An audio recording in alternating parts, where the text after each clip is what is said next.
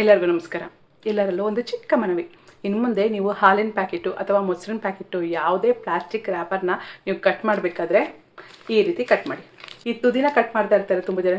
ಕೆಲವರು ಬಾಯಿಲೆಲ್ಲ ಕಟ್ ಮಾಡ್ತಿರ್ತಾರೆ. ಹಾಗೆಲ್ಲ ಮಾಡಬೇಡಿ, ಹಿಂಗೆಲ್ಲ ಕಟ್ ಮಾಡೋಕ್ಕೆ ಹೋಗಬೇಡಿ. ನೋಡಿ ಈ ರೀತಿ ನೋಡಿ ಹಾರಿಜಾಂಟಲಾಗಿ ಕಟ್ ಮಾಡಬೇಕು. ಈ ಚಿಕ್ಕ ಪೀಸು ಇದಕ್ಕೆ ಅಂಟ್ಕೊಂಡಿರಬೇಕು. ನೋಡಿ ಈ ರೀತಿ.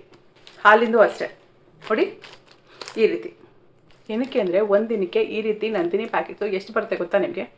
Minimum 50 lakh packets. ಇನ್ನು ಮೊಸರು ಕಡಿಮೆ ಅಂತಂದರೂ 10 ಲಕ್ಷ ಪ್ಯಾಕೆಟ್ಸ್ ಆಗುತ್ತೆ. ಸೊ ಟೋಟಲಾಗಿ ಒಂದು 60 ಲಕ್ಷ ಪ್ಯಾಕೆಟ್ಸ್, ಈ ರೀತಿ ಪ್ಯಾಕೆಟ್ಸು.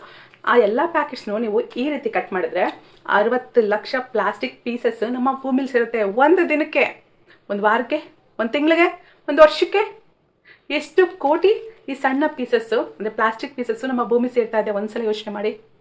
ದಯವಿಟ್ಟು ಇನ್ನು ಮುಂದೆ ಹಾಲಿನ ಪ್ಯಾಕೆಟು, ಮೊಸರಿನ ಪ್ಯಾಕೆಟು, ನೀವು ಸೂಪರ್ ಮಾರ್ಕೆಟಿಂದ ತರುವಂಥ ಯಾವುದೇ ಪ್ಲಾಸ್ಟಿಕ್ ಪ್ಯಾಕೆಟ್ಸನ್ನು ಈ ರೀತಿ ಕಟ್ ಮಾಡಿ ಪ್ಲೀಸ್.